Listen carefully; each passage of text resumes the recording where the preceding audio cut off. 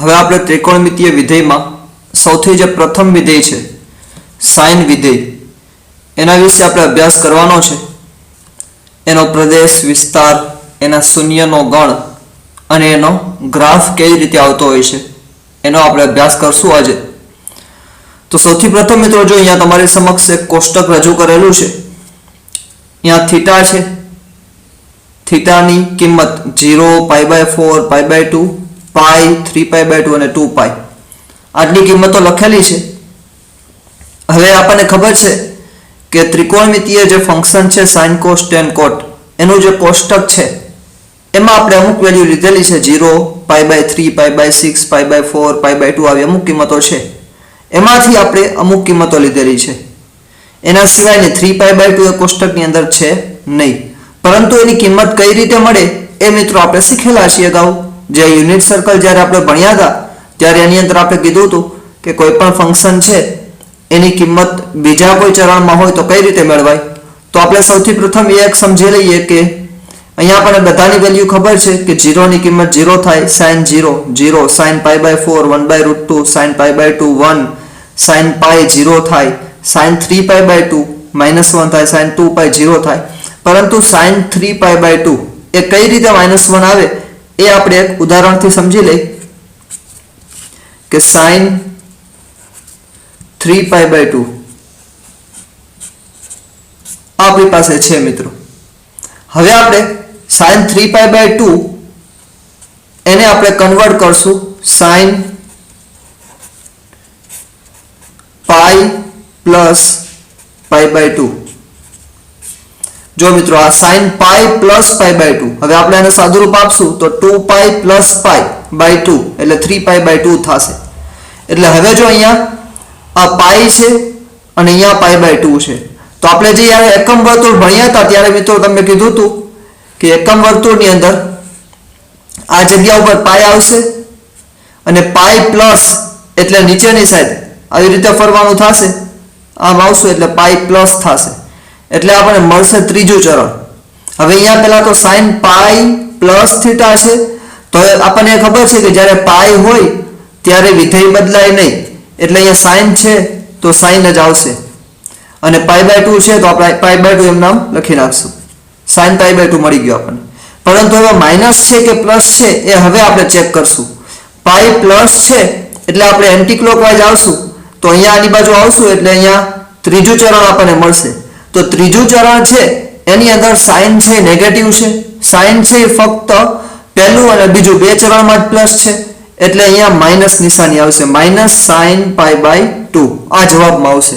હવે આપણને sin π/2 ની કિંમત તો ખબર છે મિત્રો, sin π/2 1 થાય છે તો માઇનસ નિશાની એમ નામ અને આની કિંમત જે આપણને 1 મળે છે એટલે આપણને જવાબ છે એ -1 મળે છે.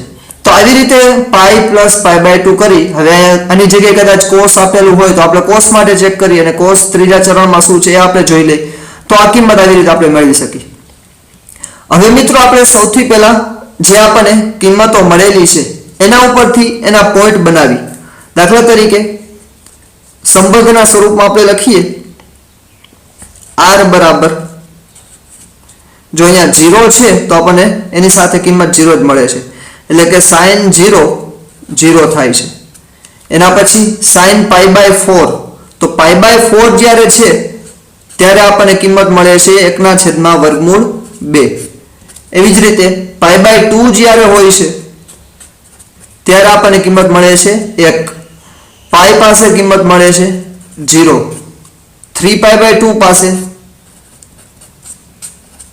-1 અને 2π પાસે 0. તો આ આપણે અમુક કિંમતો છે સંબંધના સ્વરૂપમાં સમજવા માટે લખી મિત્રો. હવે આપણને ખબર છે કે આ સંબંધમાં જે x અક્ષ ઉપર હોય એને આપણે પ્રદેશ કહીશું અને y અક્ષ ઉપર હોય એને આપણે વિસ્તાર કહીશું. તો જો મિત્રો આપણે ખાલી આ સમજવા માટે જ અમુક લખેલી છે. અહીંયા 0 છે, π/4 છે. હવે યુનિટ સર્કલની અંદર આપણે જોઈએ તો અહીંયા 0 આવશે. એના પછી આગળ જાશું તો અહીંયા π/2 આવશે, π આવશે, 3π/2 આવશે, પછી અહીંયા પાછું 2π આવી જશે. એવી રીતે આપણે રાઉન્ડ કરશું એટલે ઘણા બધા આપણને π, 2π, 3π ઘણી બધી કિંમતો આપણને મળશે. એટલે કે વાસ્તવિક સંખ્યા છે એમાંથી કોઈ પણ કિંમત આપણે લઈ શકશું. અહીંયા 0 પાસે કોઈ કિંમત મળે, π/4 પાસે, π/2 પાસે, π/3, π/6, π/5 કોઈ પણ કિંમત પાસે આપણને સાઈનની કિંમત કંઈક મળશે. પરંતુ આપણે અહીંયા તો ખાલી સમજવા માટે અમુક લીધેલી છે. એટલે ઘણી બધી કિંમતો આપણે લઈ શકશું, r માંથી કોઈ પણ કિંમત લઈ શકશું અને એની આપણને કોઈ કિંમત સામે મળશે. તો હવે જો સૌથી પહેલા અહીંયા π/4 લીધું છે, π/2, પરંતુ આપણે એટલી ખબર છે કે આમાં એમાંથી કોઈ પણ કિંમત આપણે લઈ શકીએ છીએ. તો કોઈ પણ કિંમત લઈ શકીએ છીએ r માંથી, એટલા માટે આપણે x ની અંદર બધી કિંમત સ્વીકાર્ય છે. એટલે આપણે કહી શકીએ કે સાઇન વિધેય જે છે એનો પ્રદેશ છે એ કેપિટલ R છે. R એટલે વાસ્તવિક સંખ્યાઓનો ગણ. એટલે કે સાઇન વિધેયની અંદર એનો પ્રદેશ એટલે કે x અક્ષમાં બધી કિંમતો આપણે લઈ શકીએ છીએ. એટલા માટે r માંથી બધી કિંમતો આવી જશે એટલે સાઇન નો પ્રદેશ છે એ r થશે. એટલે કે રિયલ નંબર વાસ્તવિક સંખ્યામાંથી કોઈ પણ સંખ્યાના પ્રદેશમાં આવી શકશે. હવેના પછી મિત્રો આપણે વાત કરીએ વાસ્તવિક સંખ્યા પ્રદેશ તો આપણને મળી ગયો. હવે આપણે વિસ્તાર જોઈએ. તો જો આ વિસ્તાર એટલે આપણને ખબર છે કે y અક્ષ ઉપર જે આપણને મળે એ વિસ્તારમાં આવે. અને આપણને ખબર છે કે કોઈ પણ ગણ x અને y આપણે બે અગાઉ ગણ પરિચયમાં જોયું છે સંબંધ અને વિધેયની અંદર કે એમાં સામે પ્રતિબિંબ એક અને માત્ર એક મળતું હોય તો એ વિધેય થાય. એટલે હવે આપણે અહીંયા 0 મળે છે y અક્ષ ઉપર, 1/√2 મળે છે, 1 મળે છે, 0 મળે છે, -1 મળે છે, 0 મળે છે. હવે જો મિત્રો આમાં સૌથી અહીંયા આપણને જેટલી સંખ્યા y અક્ષ ઉપર છે ને એ સંખ્યામાંથી આપણે ઓબ્ઝર્વેશન કરીએ કે સૌથી નાનામાં નાની સંખ્યા કઈ છે. તો અહીંયા જો આપણને દેખાય છે પેલા 0 નાનું છે, પરંતુ માઇનસ વાળી સંખ્યા હોય તો એના કરતાં પણ નાની થાય. તો અહીંયા આપણી -1 છે એ સૌથી નાની છે, -1 થી નાનું કોઈ છે નહીં. એટલે -1 નાનામાં નાની સંખ્યા આપણને મળી. એના પછી આપણે મોટામાં મોટી સંખ્યા જોઈ તો મોટામાં મોટી સંખ્યા કઈ હશે? તો મોટામાં મોટી સંખ્યા જો અહીંયા છે આપણી પાસે 1/√2 એટલે 0 point something કંઈક જવાબ મળશે આપણને. સેમ એ જ રીતે અહીંયા 1 છે તો 1 થી મોટી આપણને કોઈ સંખ્યા દેખાતી નથી. સૌથી મોટી સંખ્યા 1 છે. એ જ રીતે 0 સૌથી -1 સૌથી નાની અને +1 છે એ સૌથી મોટી સંખ્યા છે. એટલે કે આપણને નાનામાં નાની સંખ્યા છે એ -1 મળે છે અને મોટામાં મોટી સંખ્યા છે એ +1 મળે છે. 1/√2 આવે, √3/2 આવે, એ બધી સંખ્યા છે -1 અને 1 ની વચ્ચે આવે છે. એટલે કે આપણે સાઇન છે એનું 0 થી π/2 ની વચ્ચે, π/2 થી π ની વચ્ચે કે π થી 2π ની વચ્ચે કોઈ પણ કિંમત લઈશી એ -1 અને 1 ની વચ્ચેની કોઈ પણ સંખ્યા મળે છે. એના કરતાં નાની પણ નથી મળતી કે એના કરતાં મોટી પણ નથી મળતી. y અક્ષ ઉપર એનો જવાબ એનું મૂલ્ય. એટલા માટે આપણે કહેશું કે સાઇન વિધેય છે એનો વિસ્તાર છે એ -1 થી 1 થશે અને અહીંયા આવશે ચોરસ કૌંસ, કારણ કે -1 ની ગણતરી કરવાની છે એટલા માટે આપણે અહીંયા ચોરસ કૌંસ કરેલો છે. આપણે ઓપન ઇન્ટરવલ અને ક્લોઝ ઇન્ટરવલ શું છે આપણે અગાઉ ભણી ચૂક્યા છે. એટલે -1 ની ગણતરી કરવાની છે એટલા માટે આપણે બંને બાજુ ચોરસ કૌંસ રાખેલા છે. એટલે હવે મિત્રો આ થયો સાઇન વિધેયનો વિસ્તાર. એના પછી વાત કરીએ શૂન્યોની. તો શૂન્ય એટલે શું થાય? શૂન્ય એક પ્રકારનું જનરલ સ્વરૂપ છે સાઇન વિધેય માટેનું કે સાઇન કઈ કઈ જગ્યાએ શૂન્ય થાય છે, એની કિંમત કઈ કઈ જગ્યાએ શૂન્ય મળે છે એનું સામાન્ય સ્વરૂપ છે. જો મિત્રો આપણે શૂન્યમાં લખેલું છે n π, સાઇન ના શૂન્ય બરાબર n π આપણે લખેલું છે. હવે અહીંયા જોઈએ આપણે તો સાઇન 0, હવે n ની જગ્યાએ આપણે 0 લેશું તો એની કિંમત 0 મળશે. એટલે કે અહીંયા આપણે n ની જગ્યાએ 0 મૂકી તો 0 * π એટલે આપણને જવાબ મળશે 0, 0 × π એટલે 0 જ થશે. એટલે સાઇન 0 0 થશે. સેમ એ જ રીતે n ની જગ્યાએ 1 લઈ આપણે તો 1 π એટલે sin π થયું. sin π ની કિંમત શું છે? એ પણ 0 જ છે તો એની કિંમત પણ આપણને 0 મળે છે. સેમ એ જ રીતે n ની જગ્યાએ આપણે 2 લઈ તો 2 π મળશે. તો 2 π હોય ત્યારે પણ sin ની કિંમત 0 છે. એટલે કે sin n π 0 લ્યો, n ની જગ્યાએ 0, 1, 2, 3 કોઈ પણ સંખ્યા લેશો તો એની કિંમત છે એ 0 જ મળશે.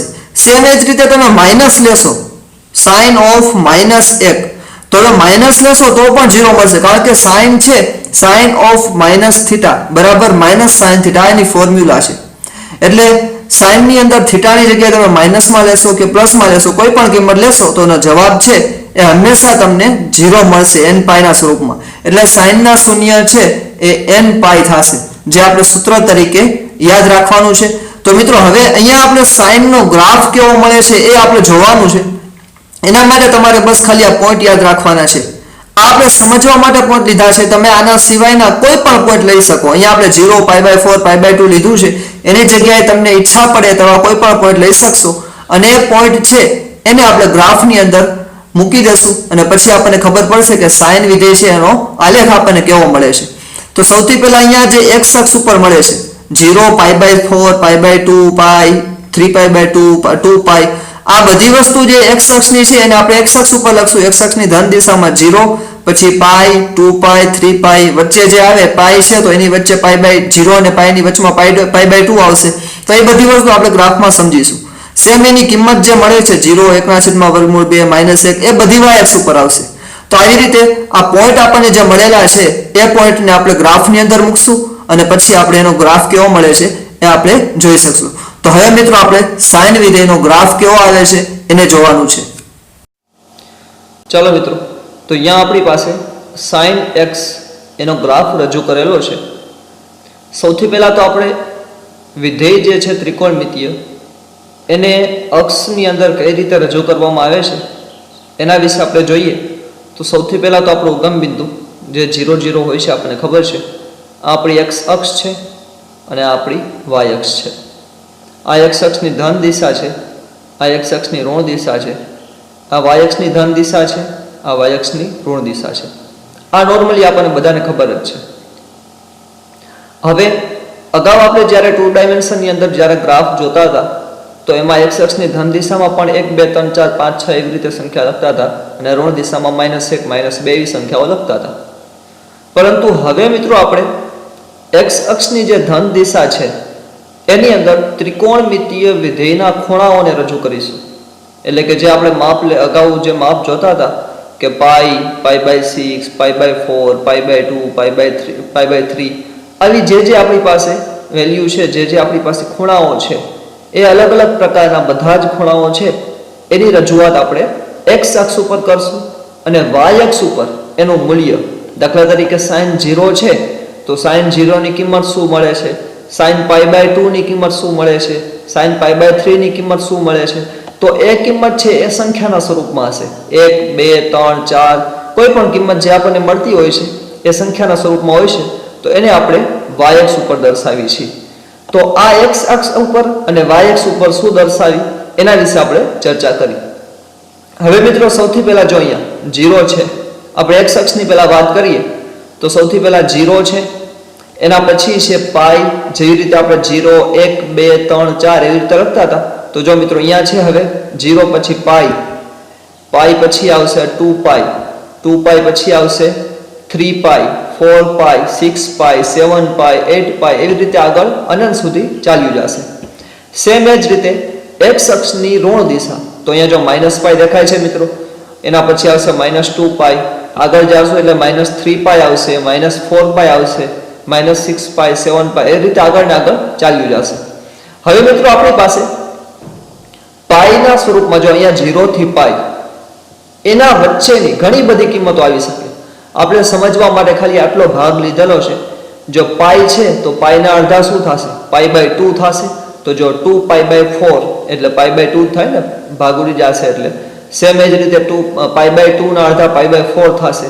તો π/4, 2π/4, 3π/4 આ બધી જે કિંમતો છે એ ઘણી બધી કિંમતો છે એ 0 અને π ની વચમાં આવે.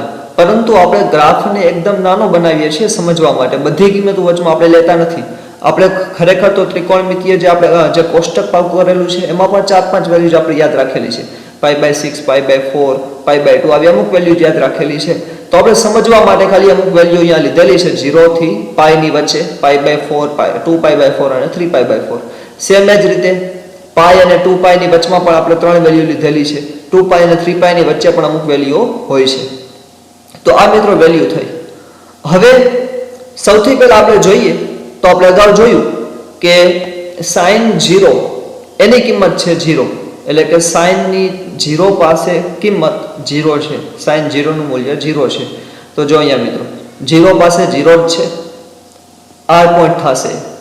એના પછી જોઈ તો sin π/4 1/√2 એની કિંમત આપણને ખબર છે. તો 1/√2 છે તો એનું આપણે સાદુરૂપ આપી એટલે 0 પોઈન્ટ સમથિંગ આવે, પોઈન્ટ પછી કંઈક આંકડા આવશે એટલે કે 1 કરતા નાનું આવશે. એટલે આ π/4 x એક્સિસ ઉપર થયું અને y એક્સ ઉપર 1/√2 એટલે અહીંયા પોઈન્ટ આવશે એટલે આ પોઈન્ટ અહીંયા મળશે આપણને. એના પછી આપણે sin π/2 લઈ તો sin π/2 ની કિંમત આપણને ખબર છે 1 થાય છે. તો જો અહીંયા આવી y એક્સ ઉપર 1 અહીંયા છે અને π/2 એટલે આ પોઈન્ટ થશે. x અક્ષ ઉપર π/2 અને y અક્ષ ઉપર એની કિંમત મળે છે એ 1 છે એટલે બે પોઈન્ટ આ જગ્યા ઉપર ભેગા થશે એટલે sin π/2 ની કિંમત 1 થશે. એટલે હવે આપણે બધાને ભેગું કરી એ રીતે બધા જ પોઈન્ટને ભેગા કરશું એટલે આપણને એક આ ગ્રાફના સ્વરૂપમાં આપણને એક આકૃતિ મળશે અહીંયા સુધી. સેમ એ જ રીતે આપણે આગળ જાશું તો sin 3π/4 એની કિંમત પણ આપણને 1/√2 મળશે. તો એ પણ અહીંયા આપણે લખી નાખશું, એને ડોટ કરી નાખશું. એવી રીતે આગળ જાશું તો sin π ની કિંમત આપણને 0 મળશે તો આપણે અહીંયા ડોટ કરી નાખશું. ફરીથી એને જોડી દેશું તો અહીંયાથી અહીંયા સુધીનો આપણને એક ગ્રાફ મળશે આકૃતિના સ્વરૂપમાં. તો આખી જોઈએ તો અહીંયાથી અહીંયા સુધીનો આપણને એક આ ગ્રાફ મળે.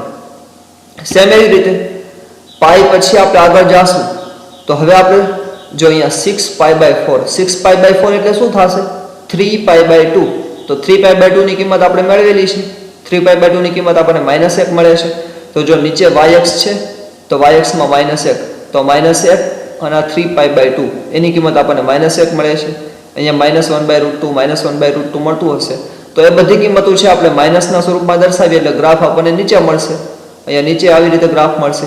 એવી જ રીતે sin 2π એની કિંમત 0 છે.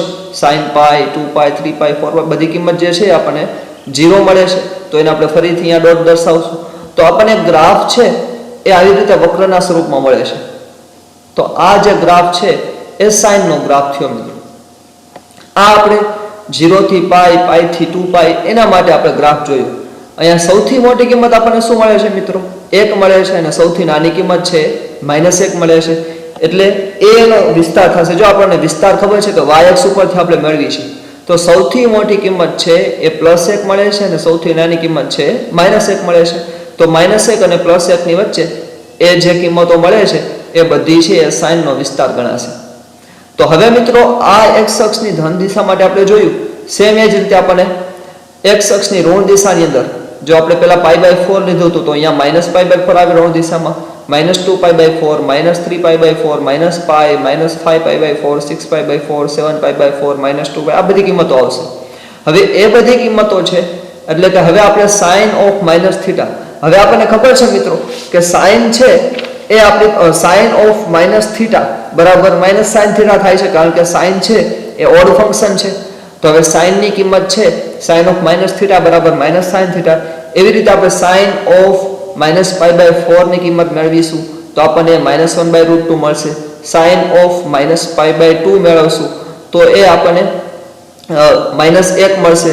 એવી જ રીતે sin of -3π/4 ની કિંમત મેળવશું. sin of -π ની કિંમત મેળવશું. π તો 0 જ છે એટલે -0 કે 0 એ જ થશે એટલે અહીંયા બિંદુ મળશે. એ બધા બિંદુઓને આપણે જોડી દેશું તો એ પણ આપણને એક વક્રના સ્વરૂપમાં આવી રીતે ગ્રાફ મળશે.